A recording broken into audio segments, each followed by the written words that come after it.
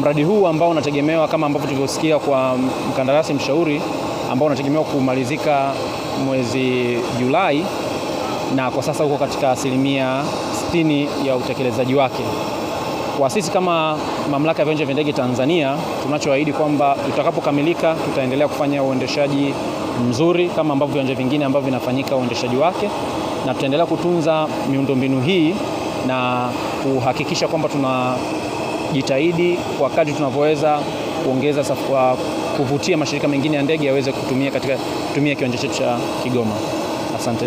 Kuna changamoto zilizotokea katika utekelezaji wa mradi na mkandarasi ataomba muda kidogo kuweza kumaliza, lakini kutokana na ambavyo alivyomjibu Mheshimiwa Waziri ni kwamba hatazidi mwezi wa 10 mwaka huu.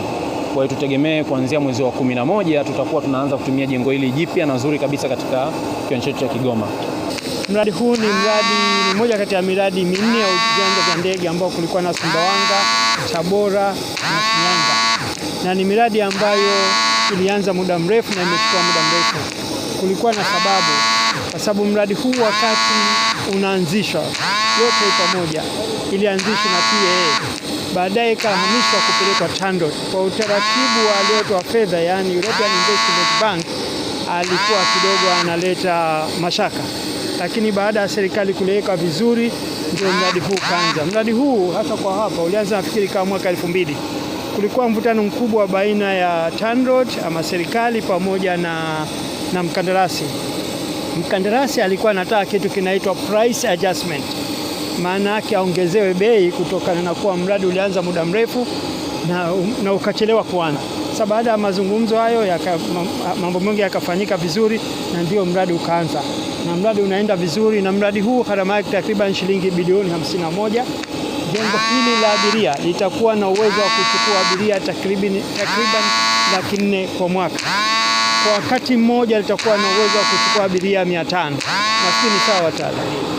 Kwa upande wa Apron hapa itakuwa na uwezo wa kubeba ndege 10 kwa wakati mmoja. Kati ya ndege hizo zitakuwa Q400, pia itakuwa na Boeing 737. Na uwanja huu vile vile utakuwa na taa za kuongezea ndege. Kwa vile mambo yote haikamilika haya, tunaamini uwanja huu utakuwa na hadhi kubwa na utafanya kazi usiku na mchana. Sisi kama Wizara ya Uchukuzi tunachukua fursa hii kumshukuru sana Mheshimiwa Rais Dr. Samia Suluhu Hassan, kwa sababu miradi hii ilikwama kwa muda mrefu, lakini kwa juhudi ya Mheshimiwa Rais kwa kuzungumza na mwenyewe rais wa benki ya European Investment Bank, ndio shida zote zikapanuka na leo hii ndio tunaona matokeo. Shinyanga tumemaliza, Tabora tumemaliza, Sumbawanga tumemaliza. Litalobaki ni eneo hili la hapa au makazi hapa ya Kigoma, ambayo tunaamini kama wataalamu walivyosema itapofika mwezi wa Oktoba, Novemba mwaka huu itakuwa kazi hapa imemalizika kwa 100%. Hatua itayofuata baada ya hapo, kama mnavyoona, kiwanja cha ndege hichi bado ni kifupi.